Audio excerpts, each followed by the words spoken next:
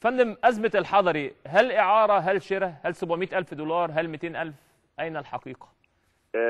يعني هو طبعا الموضوع من البداية أول يوم تم اللقاء والاتفاق مع الأخ الفاضل رئيس نادي المريخ الدكتور جمال.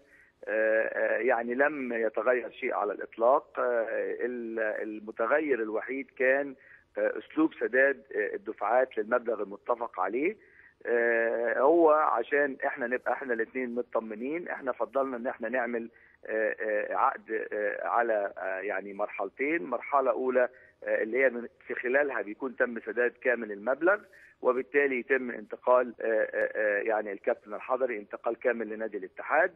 المرحله الاولى اللي هي بتبقى 6 شهور الاولانيين على ما يتم السداد بندي اول دفعه وبناخد البطاقه الدوليه، لان احنا طبعا يهمنا سرعه وجود الحضري معانا، مش عايزين ننتظر فتره مع السداد، وده اللي تم. لكن لا نادي الاتحاد يعني لا حد هيجبرنا على الاختيار، لان احنا اللي متحملين هذه المبالغ، وفي نفس الوقت احنا بنحاول ان احنا طبعا نحقق الطموح اللي احنا عايزينه داخل نادي الاتحاد. يعني بمنتهى الصراحه يا دكتور عفت، بمنتهى الصراحه انا سعيد جدا من كلامك. الصفقه دي خلصت بشكل عالمي، يعني الوضع اللي حضرتك بتقوله او السيستم ده افضل سيستم للحضري وللنادي السوداني والنادي الاتحادي. بحيي حضرتك بصراحه على الشكل اللي ادت بيه الصفقه، واطمن من حضرتك بقى على مكيده. مكيده من ناحيه استمرار ولا من ناحيه ايه؟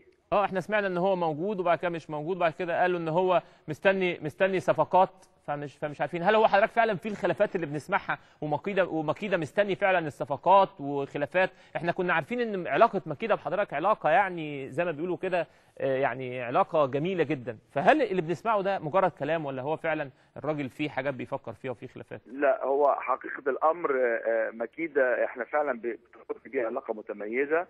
ومكيده لم يحدث ان هو تقدم باستقاله في اي وقت من الاوقات زي ما ادعى بعض المواقع.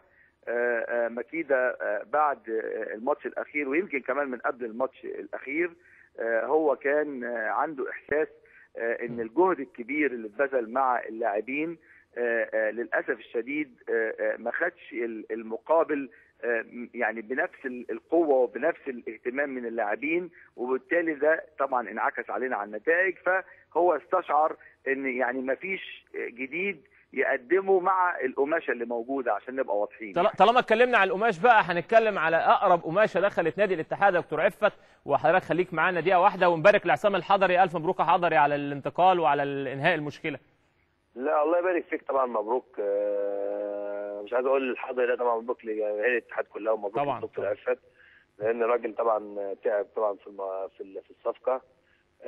يعني كل الناس اللي مسكت كانوا يعني ماسكين الاوراق كلها بشكرهم طبعا، وبشكر طبعا جماهير المريخ طبعا والسيد جمال الوالي، ونتمنى ان ربنا يكرمنا ان شاء الله الموضوع يخلص.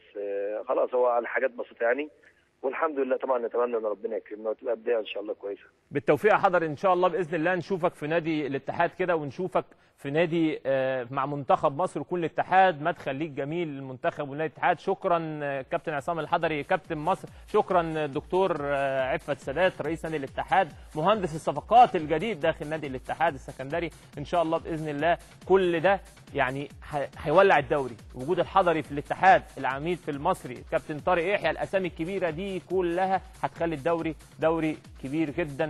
نريح بقى شويه ناخد نفسنا، نطلع فاصل ونرجع نكمل تاني ونستقبل ضيفنا الكابتن عصام عبد الفتاح ونتكلم بقى عن التحكيم. فاصل ونرجع لكم تاني.